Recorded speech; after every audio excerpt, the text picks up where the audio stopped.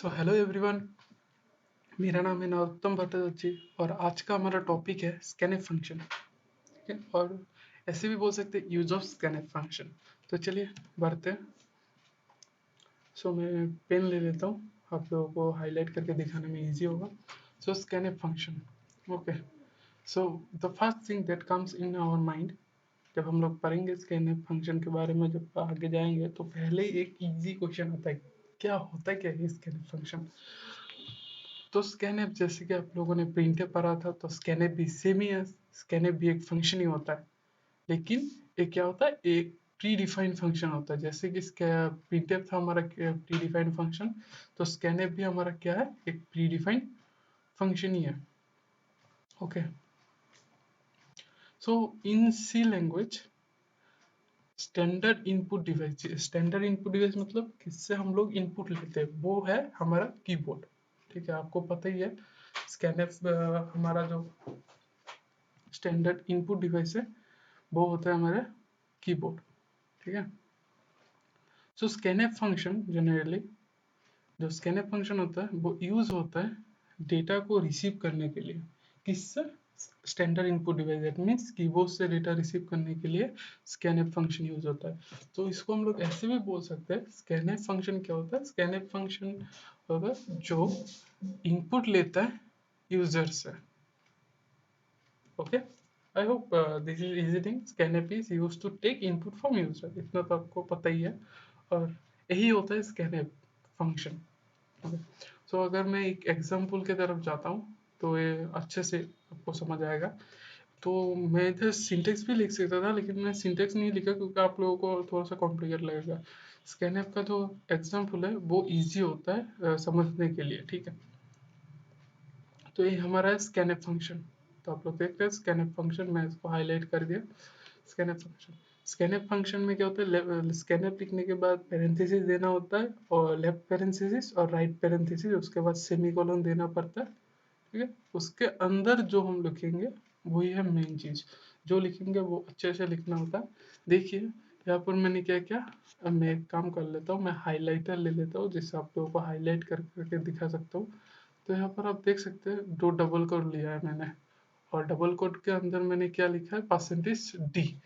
सो ये double quote के अंदर जो भी लिखते हैं इसको हम लोग क्या कहते हैं, इसको कहते हैं फॉर्मेट स्पेसिफायर। ये नीचे मैंने लिख के रखा है, here %d is a format specifier, then I use comma। सो ये कॉमा देना पड़ेगा आपको। ठीक है, ओके। उसके बाद मैंने यहाँ पर एक सिंबल दिया है और एक वेरिएबल का नाम लिखा है। ठीक है, इस सिंबल को हम लोग कहते हैं एम्परसेंड। ये जो एंड वाला सिंबल है इसको हम लोग कहते हैं एम्परसेंड, जिसे हम लोग ऐसे भी बोल सकते हैं, एड्रेस ऑफ ऑपरेटर भी बोल सकते हैं। ओके, और ये जो नम है, ये नम का मतलब है एक इंटीजर वेरिएबल है। ये क्या है, एक इंटीजर वेरिएबल है। कैसे मैं बोल रहा हूँ इंटीजर वेरिएबल है, क्योंकि मैंने यहाँ पर फॉर्मेट स्पेसिफायर यूज किया %d, that's why this is an integer variable. तो अभी आप लोगों को समझ नहीं आ रहा होगा क्या होता है फॉर्मेट स्पेसिफायर, क्या होता है एड्रेस ऑफ ऑपरेटर का यूज। तो चलिए नेक्स्ट स्लाइड पे बढ़ते हैं, आप लोगों को समझ आ जाएगा क्या होता है। ठीक है, तो बेसिकली ये हमारा मेमोरी है।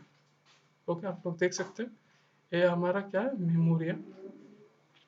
So memory generally consist of some blocks.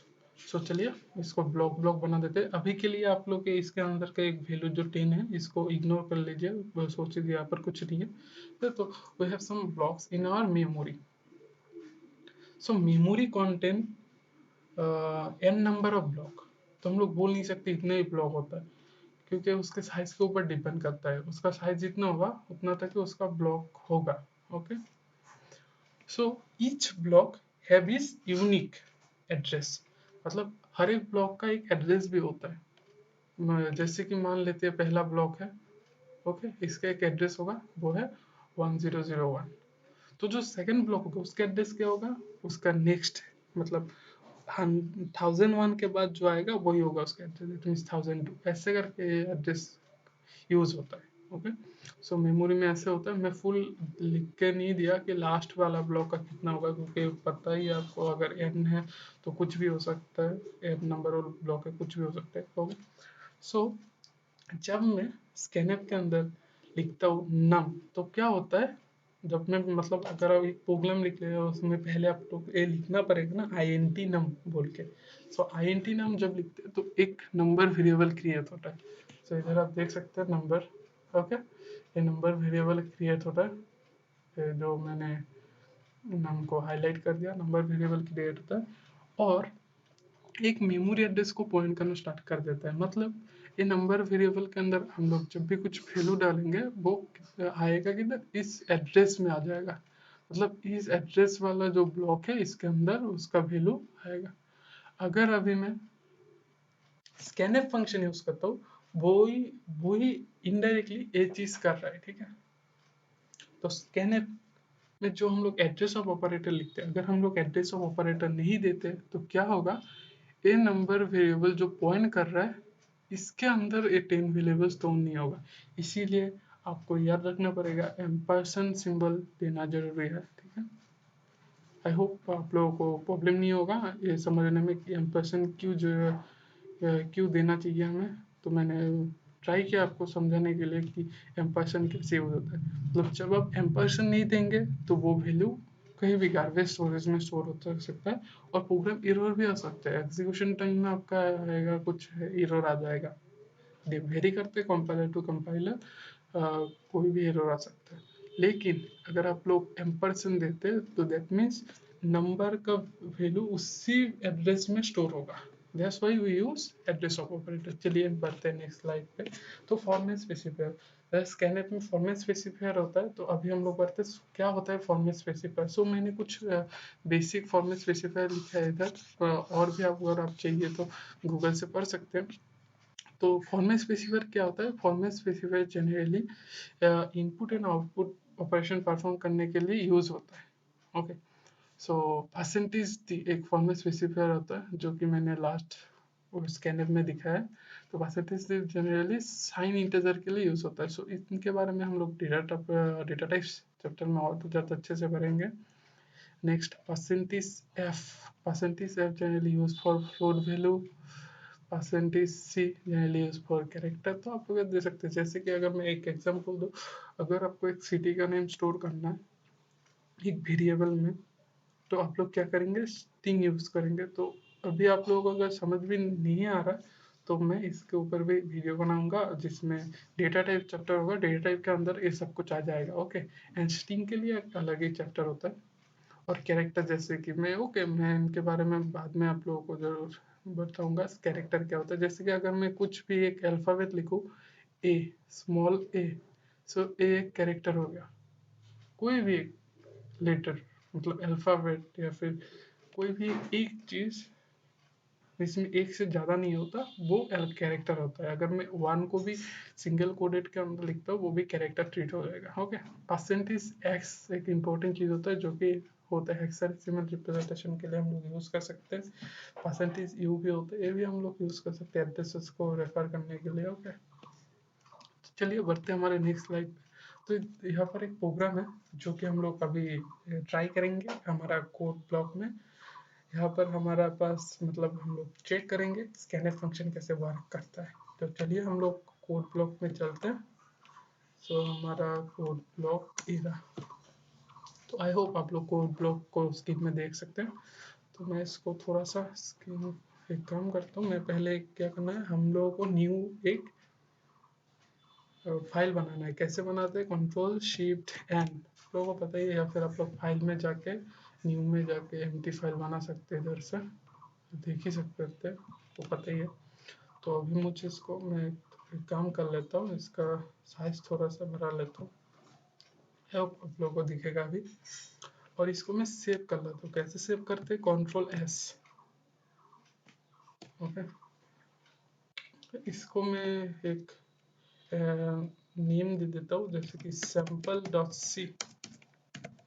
और आपको याद रखना है कि डॉट सी आपको देना पड़ेगा जब आप लोग सी फाइल यूज कर रहे हैं या फिर सी को कोई प्रोग्राम क्रिएट कर रहे हैं, ओके। सो हम लोग लिखेंगे has include stdio dot h, okay, and then int name, and then we have return 0, okay। So is it working और नॉट हम लोग कैसे चेक कर सकते हैं? हम लोग एक प्रिंट स्टेटमेंट देंगे, प्रिंट स्टेटमेंट देंगे, ओके। और इसके अंदर हम लोग कुछ भी लिख सकते हैं, जैसे कि मैं लिख रहा हूँ वर्किंग, तो ये चेक कर लेगा इज इट वर्किंग और नॉट। तो मैंने इसको रन किया तो देख सकते हो यहाँ पर क्या आ गया, यहाँ पर वर्किंग बोल के आ गया, ओके। तो ये वर्किंग हो रहा है, ओके। तो मैं इसका स्क्रीन थोड़ा सा छोटा कर देता हूँ जिसको आप लोग कौन कर रहे हैं एक साथ दो चीज़ एक साथ देख सकते हैं, ओके। तो हमारा जो आज का प्रोग्राम है वो है, हमें क्या करना है, पहले एक नंबर वेरिएबल डिक्लेयर करना है। इसको कहते हैं हम लोग वेरिएबल डिक्लेरेशन। मतलब हम लोग क्या किया, हम लोगों ने एक वेरिएबल को बनाया और डिक्लेयर किया, मतलब लिखा उसके बारे में कि वेरिएबल होता है एक नंबर वेरिएबल मैंने बनाया, उसका रिटर्न टाइप है इंटीजर। उसके बाद हमें क्या करना है, हमें उसको उसके अंदर डेटा स्टोर करना है। दैट मीन्स यूजर से इनपुट लेना है, यूजर इनपुट लेना है। क्या लेना है? यूजर इनपुट लेना है। तो यूजर इनपुट के लिए हम लोग क्या कर सकते हैं, scanf %d, address of okay num, address of num. तो ये लिखने से हमारा यूजर इनपुट हम लोग इसमें ले सकते हैं। मतलब नम वेरिएबल में हम लोग एक वैल्यू स्टोर कर सकते हैं। अगर मैं इसको रन करता हूँ एक साथ, तो आप लोग दो प्रोग्राम को एक साथ देख भी पाएंगे। तो ये देखिए, ये मेरा रन किया हुआ प्रोग्राम है। तो यहाँ पर स्क्रीन आया है लेकिन कुछ नहीं है स्क्रीन में। इसका मतलब क्या है? मतलब मैंने वेरिएबल डिक्लेयर किया, ओके, वेरिएबल बनाया, ओके, बन गया। देन स्कैनफ क्या करता है, यूजर से इनपुट लेता है। दैट मीन्स मेरे से इनपुट लेने के लिए रुका है। अगर मैं कीबोर्ड में 2 प्रेस करूँ, दैट मीन्स मैं 2 नंबर दे रहा हूँ, तो और 2 देने के बाद अगर मैं एंटर क्लिक करता हूँ तो ये स्टोर कर देता है 2, ओके। सो इतना सही इसका काम है। तो मैं क्या करता हूँ, इस प्रोग्राम को अच्छे से लिखता हूँ, क्योंकि अगर मैं ये प्रोग्राम किसी को देता हूँ वो समझ ही नहीं पाएगा क्या करना है, क्योंकि ब्लैक स्क्रीन उसके पास आएगा, उसको पता ही नहीं चलेगा क्या करना है। तो हम लोग क्या कर सकते हैं, हम लोग कुछ मैसेज दे सकते हैं जिससे प्रोग्राम इजी होता है समझने में। जैसे कि मैंने मैसेज दिया एंटर ए नंबर बोल के, एंटर ए नंबर, तो क्या होगा, पहले मैसेज आएगा एंटर ए नंबर, उसके बाद स्पेस, ए वाला स्पेस आप लोग देख रहे हैं, स्पेस कोलोन और स्पेस आएगा। उसके बाद आप लोग क्या करेंगे, यहाँ पर नंबर प्रेस कर देंगे 2, एंटर ए नंबर 2, एक लाइन में आ जाएगा एंटर ए नंबर 2। उसके बाद एंटर क्लिक करेंगे। उसके बाद क्या करना है आपको, आप लोगों को वो नंबर दिखाना भी है, हाँ मैंने 2 नंबर प्रिंट किया है, एंटर किया है, ओके। सो आप लोग क्या करेंगे, इसको कहते हैं हम लोग डिस्प्ले स्टेटमेंट। डिस्प्ले स्टेटमेंट यहाँ पर हम लोग प्रिंटफ लिख के number is %d, comma num, comma num. तो क्या होगा, और ऐसे भी लिख सकते हैं द गिवन नंबर, कुछ भी लिख सकते हैं। तो मैं वो प्रोग्राम की तरह लिख रहा हूँ जैसे मैंने प्रोग्राम में दिया है। तो the given number is %d, मतलब उसका जो वैल्यू है वो डिस्प्ले हो जाएगा। और %d क्योंकि मैंने प्रिंटफ में पहले भी पढ़ा है कैसे होता है ये काम, कैसे करता है। क्योंकि यहाँ पर मैंने %d लिखा, तो इसका मतलब क्या है, इसका मतलब है नंबर वैल्यू का वैल्यू, इसीलिए मुझे नंबर लिखना पड़ेगा इधर, ओके। और मैं इसको अगर रन करता हूँ तो आप लोग देख सकते हैं पहले क्या है। मैं स्क्रीन को बड़ा कर लेता हूँ। पहले क्या है, एंटर ए नंबर, ए वाला स्टेटमेंट रन हो गया। उसके बाद स्कैनफ मतलब नंबर के लिए रुका है, मैं 2 दिया, एंटर किया, प्रोग्राम एंड भी हो गया। और क्या आया, the given number is 2, the given number is, तो जैसे कि मैंने यहाँ पर लिखा था, the given number is %d, the given number is, number का वैल्यू जो है वो प्रिंट करा 2, ओके। सो यही है हमारा इसका स्कैनफ प्रोग्राम, जो आई होप आप लोगों को समझ आएगा। तो मैं इसको थोड़ा सा छोटा कर देता हूँ, आप लोगों को इजी हो जाएगा, ओके। तो ये रहा हमारा स्कैनफ फंक्शन, ओके। सो इस int मेन को हम लोग क्या कह सकते हैं, इसको हम लोग ड्राइवर फंक्शन भी कहते हैं। int मेन को हम लोग ड्राइवर फंक्शन भी कहते हैं। और ये जो फर्स्ट लाइन होता है इसको हम लोग कहते हैं प्री प्रोसेसर डायरेक्टिव। तो मैं प्री प्रोसेसर लिखता हूँ, प्री प्रोसेसर डायरेक्टिव कहते हैं इसको। और इस स्कैनफ और प्रिंटफ का जो डिक्लेरेशन होता है तो वो हमारा stdio.h के अंदर होता है। तो अगर आप लोग किसी भी प्रोग्राम में प्रिंटफ और स्कैनफ यूज़ कर रहे हो तो उसके लिए आपको stdio.h लिखना पड़ेगा। ओके, सो जनरली stdio.h हम लोग लिखते हैं क्योंकि बेसिक सिंटैक्स में आ जाता है सी प्रोग्रामिंग का। तो आई होप ये तो आपको समझ में आ ही गया होगा। Okay, so generally return to our slide. तो ये था हमारा प्रोग्राम आज का वाला प्रोग्राम। आई होप आपको समझ में आ गया होगा। अगर आपको कुछ क्वेरी है इसके रिलेटेड आप लोग कमेंट बॉक्स में कमेंट कर सकते हैं। नेक्स्ट आज का जो टास्क है, आज का टास्क है आप लोगों का, आपको क्या करना है, 3 वेरिएबल लेना है। क्या क्या, num1 num2 numbol num, ऐसे करके 3 वेरिएबल लेना है। तो मैंने इसको इस टास्क को जनरली 4 मॉड्यूल में डिवाइड किया, मतलब एक ही प्रोग्राम है, स्मॉल स्मॉल पार्ट में डिवाइड किया बस, और कुछ नहीं है। तो पहले आपको क्या करना है, वेरिएबल बनाना है। और वेरिएबल कुछ भी बना सकते हैं, इंटीजर बनाइए, फ्लोट बनाइए, कुछ भी बनाए, लेकिन मैं रिकमेंड करता हूँ आप इंटीजर बनाइए क्योंकि मैंने इंटीजर से लास्ट प्रोग्राम करवाया है। ओके, देन आपको क्या करना है, सेकेंड मॉड्यूल में आपको उसके अंदर वैल्यू असाइन करने हैं। इसके अंदर num1 के अंदर और num2 के अंदर। ओके, अब num1 और num2 के अंदर वैल्यू असाइन कीजिए। और कैसे असाइन कीजिए, आप खुद से नहीं, आप यूजर से असाइन करना है। ओके, दैट मीन्स आपको स्कैनर फंक्शन यूज करना है। तो ऐसे नहीं कि num1 equal to 2 num2 equal to 3, ऐसे नहीं, आपको वैल्यू यूजर से लेना है, मतलब यूजर खुद से देगा कि वो से। ओके, सो दैट्स व्हाई आपको स्कैन फंक्शन यूज करना पड़ेगा। देन आपके पास थर्ड मॉड्यूल है, चूंकि आपको 2 नंबर जो आपने लिया है, नंबर 1 नंबर 2 जो यूजर से इनपुट किया, उन दोनों को ऐड करना है। ओके, उनको क्या करना है, ऐड करना है, और उनका जो रिजल्ट होगा वो आपको डिस्प्ले करना है। मतलब डिस्प्ले नहीं, उसको स्टोर करना है नम नम के वेरिएबल में। और लास्ट मॉड्यूल में जो मैंने बोला लास्ट डिस्प्ले करना है, वो नम वेरिएबल को डिस्प्ले करना है। तो यही टास्क को हम लोग बोल सकते हैं, this is nothing but a program to add 2 number. That means यही है 2 नंबर का ऐड करने का प्रोग्राम। कोई अगर आपको कोई बोलता है 2 नंबर का ऐड का प्रोग्राम बनेगा, तो यही होता है और कुछ नहीं है। तो यही आपको करना है। और ये करने के बाद आप मुझे जीमेल अकाउंट पे सेंड कर सकते हैं, या फिर मेरे कमेंट बॉक्स में कमेंट भी कर सकते हैं, जो आप एफिशिएंट समझे। ओके, और कुछ क्वेरी होता है तो बोल सकते हैं, और इसका जो आंसर होगा मैं नेक्स्ट वीडियो में डाल दूंगा। जैसे कि लास्ट पार्ट में स्कैन ऐप का जो प्रिंट ऐप का जो क्वेरी था, उसका जो आंसर है वो मैंने कमेंट बॉक्स में डाल दिया, आप लोग देख सकते हैं। ओके, सो मैं नेक्स्ट टाइम बोलता हूँ, यही हमारा आज का वीडियो। तो आज का वीडियो इतना ही था। सो आई होप आपको अच्छा लगा होगा। और आपको अगर कुछ भी क्वेरी है, आप कमेंट बॉक्स में कमेंट कीजिए, मैं ट्राई करूँगा आपका क्वेरी को रिजॉल्व करने के लिए। और अगर आपको वीडियो अच्छा लगा होगा तो लाइक शेयर एंड सब्सक्राइब जरूर कीजिए। Thank you guys.